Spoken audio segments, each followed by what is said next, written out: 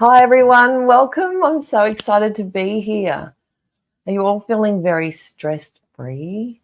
I know I am, and I'm not. It's 7:30 in the morning and I'm just waking up. But you guys are at the end of your day. Has it been awesome? I hope you've been learning some amazing things. If you've got any questions, please let me know, and I'll get fed the questions. Hopefully I can answer them. My cards today, let me show you. My cards today were DIY pop-up cards, and I actually made two because I wanted to show a couple of different ways of doing it. They are they're actually easier than they look, really. And I had a few questions about using the mechanism, so I will touch on that. So one of the things I have is, and I've done these style of cards before because you don't need any special equipment to create the pop-up mechanism, and you get that real sort of wow factor. These ones have been folded. I made them a while ago, but yeah, so I don't know if you can see that. If you've watched my video, I walk you through how to create this pop-up mechanism. It's really easy. Hi Loretta.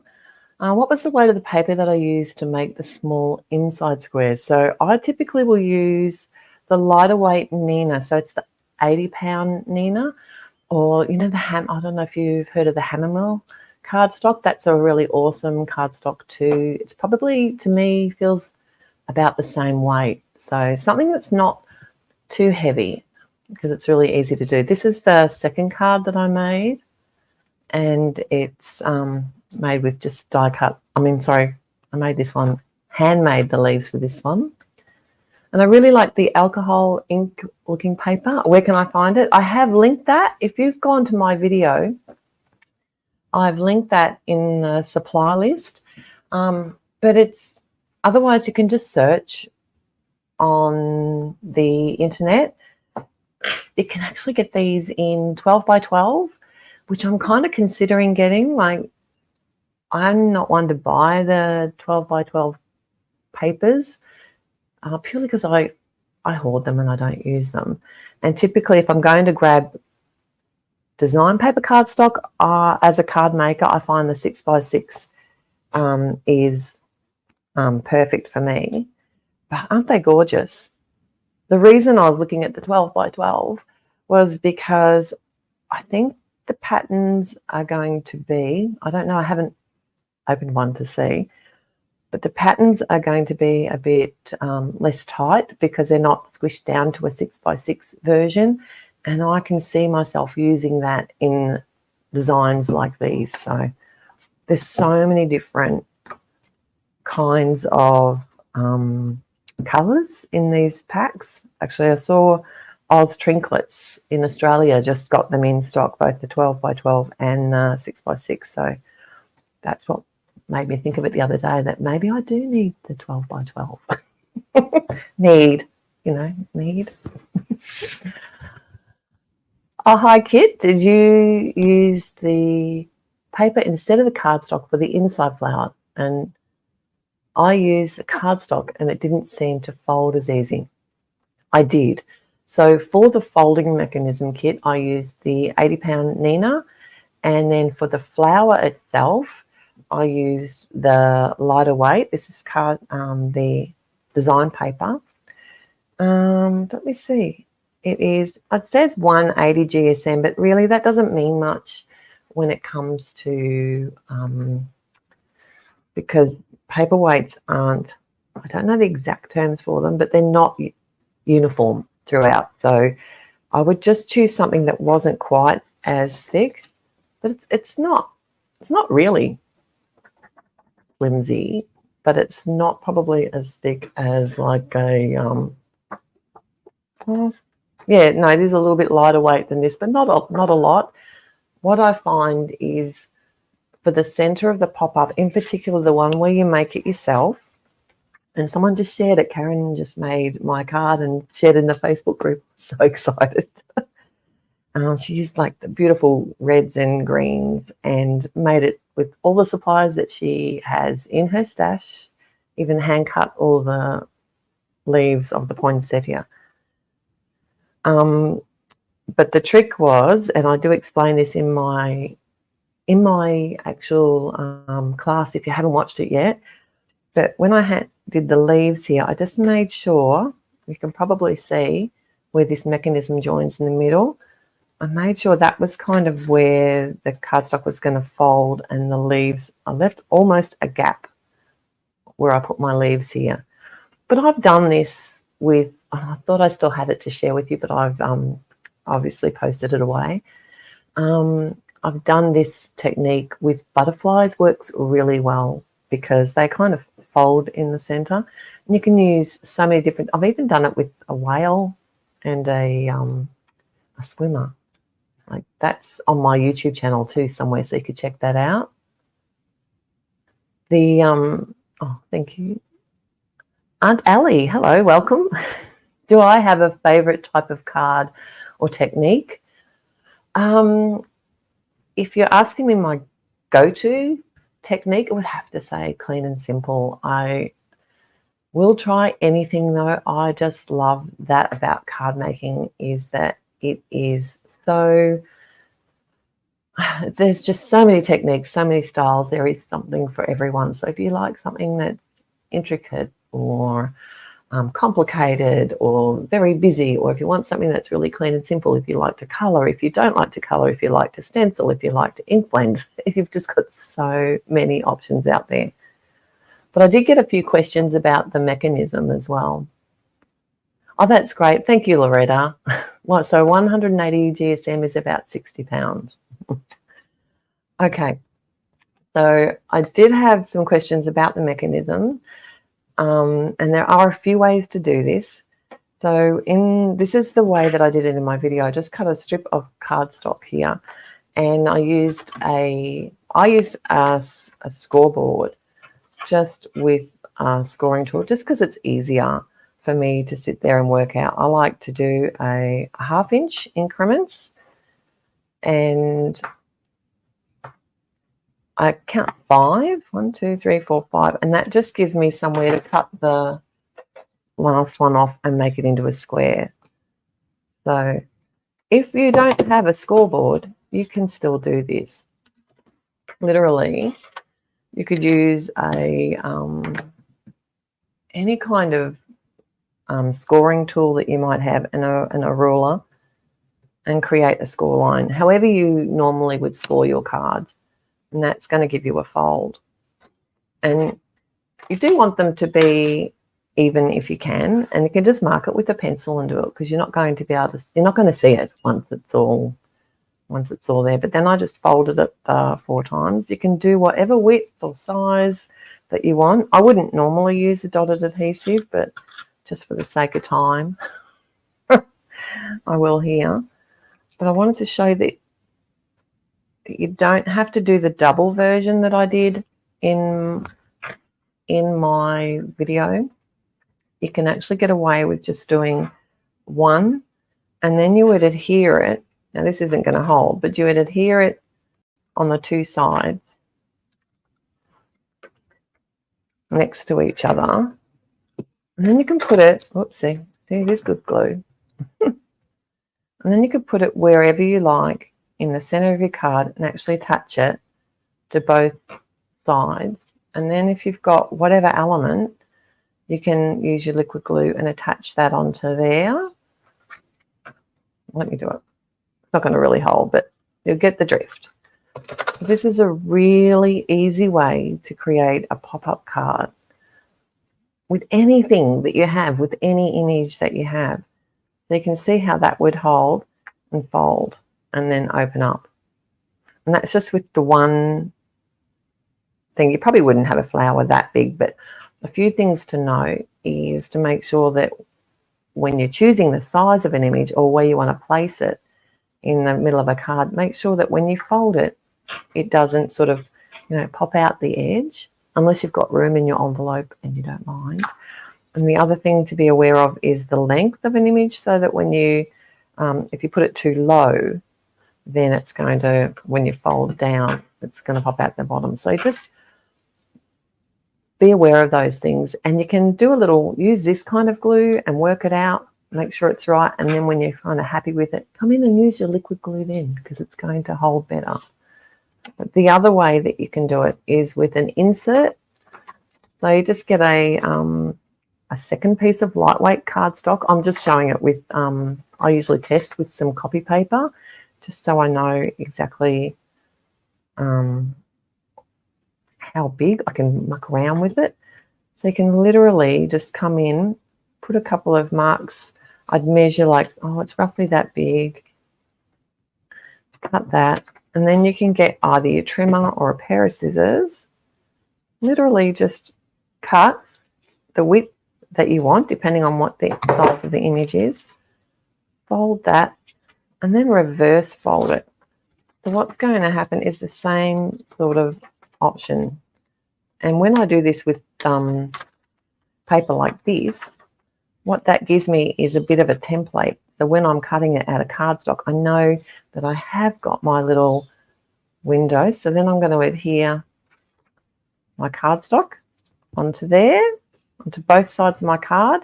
And can you see that it's got that same sort of mechanism?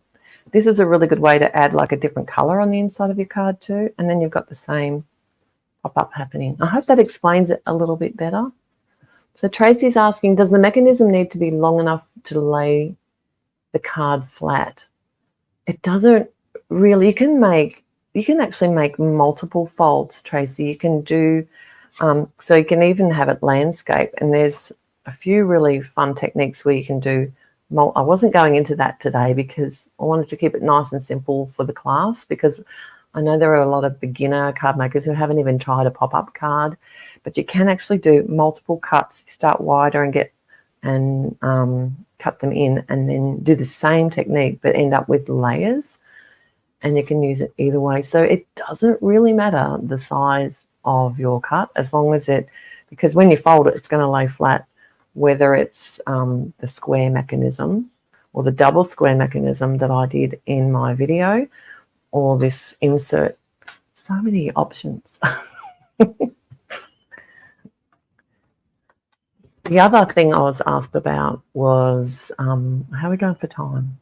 I've still got time? Let me know.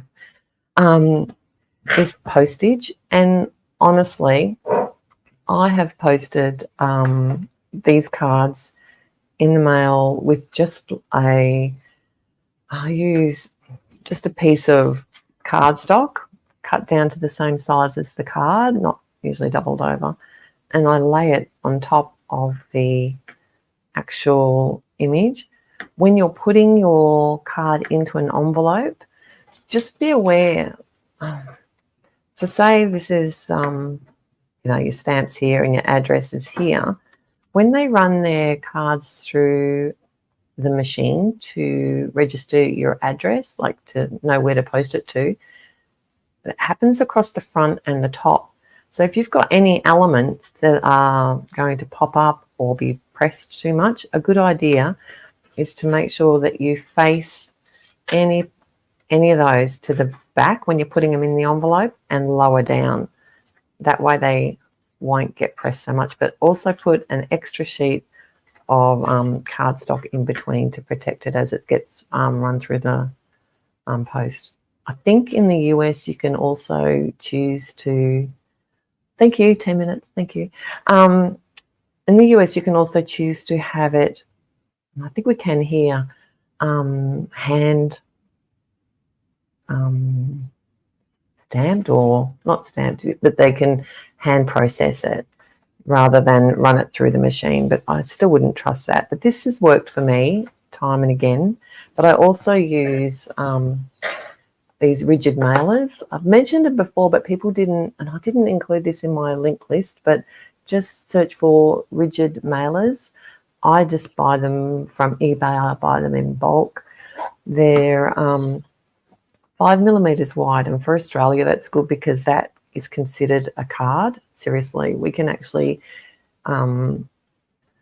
post that. So I do tape that so it stays to the 5mm on each side, and that can, as long as I've only got paper in here and it fits through our mailbox standard mailbox opening, I would just package my card, and they don't take up a lot of space because they lay them flat, and when you buy them bulk, they're not that expensive, probably about 40 cents or 50 cents. But yeah, I've been using these for years. They are awesome. Okay, Christine's got a question. What was the giant spring assisted scissor I just had? Oh, this is me and my hammer thumbs. I struggle with getting my thumbs into scissors, so I went across to spring assisted scissors years ago. I know that Tonic still have them a little bit. You can see how worn these are. I bought these 2 pairs of scissors when I was living in Guernsey, so that would have been 2007. So I've had them a little while, and they have seen some action, got to say. Never sharpened them. Get your words out, Therese. But they were from, what was that? They're X-Cut, so they're basically created by Tonic, but they were created for a company, Paper Mania, I think it was called. It was a big British sort of company that was around. I don't even know if they're still around, but I do know that you can still get these now and again. But these are the best scissors for fussy cutting for me because of my big fat fingers. And I did manage to find the same, because I know that the ones that, I don't know if it's Tonic have, are a little bit different to these, but they're similar style that are everywhere. You can buy them at Simon Says and places like that. But I liked this version, and I found another one a few years ago, so I actually bought it, but I haven't moved across to using it because this one still works for me. But this one is still called Spring Cut, but it was on the blade, it says Tonic. So now and again you can find them, but the big ones, I like them. I have found a second pair of these as well, but they're tucked away in a drawer, and they're orange as well. So I'm sorry, they are difficult to find. Oh, Michelle, hello, welcome. One day will you tell us about your Frida planter? Yes, and guess what? It's not a real plant in there either. She is a faux plant, because I'm not very good at planting, looking after things. That's my husband's domain. He does all that. He's got the green thumb, not me. I got her, I reckon it was when I went down camping in South Australia. We went to some of the peninsulas down there with my sister and her husband, did some four-wheel driving and some camping, and went to just a cute little, you know, those shops where you find awesome knick-knack things, and I found her there. But I didn't like the first hair I gave her, so I had to get some more hair. Thank you, Michelle. I don't think I had any other questions. I think I answered everyone that I've had. So if you've got any more questions, oh yes, do I have anything exciting coming up? Of course, I actually have something very exciting coming up on Sunday. And if you follow me at Instagram, so my handle there is @LostInPaper, you'll be able to join us if you want to. There's something very exciting happening, and I can't wait for that. I also have next weekend, I'm presenting. I'm one of the educators at the Altenew retreat, the Cozy Comfort retreat. So if you want to join me there, I have got an affiliate link if you are interested. It's lostinpaper.com/join cozy, so JOINCOZY, and that's, I'm pretty excited about that. There's it's like a full day of card making. I think Jennifer Maguire is doing 2 classes in the morning. There's Christina Werner, Kelly Taylor, and me. Oh, is there someone else? There is. Oh, I'm having a moment. I'm sorry. That's bad. Put on the spot. I should have. I should know. I do know. I'm just having a blank moment, but I'm really excited about that. Nervous / excited. you know. But I'm the last show of the day on that one. Oh, thank you. It's time to wrap up. Thank you. You can find me, if you haven't followed me already, I have a blog called Lost in Paper. And all this is linked at my video, so head to my video and you can find the links for my blog, my YouTube channel, here at Facebook, Instagram and Pinterest. I always share lots of cards and videos, and I love having a chat. I do some live videos as well. If you want to see me muck things up and try and fix them live, that's always fun. And I do hope you give this card or technique a try. Don't have to use poinsettias, use whatever you have, or make your own with leaves like Karen did, and share them with me at the Facebook group. I'd love to see your version, your colours, your style of making a pop-up card. I look forward to seeing you there. Thanks so much.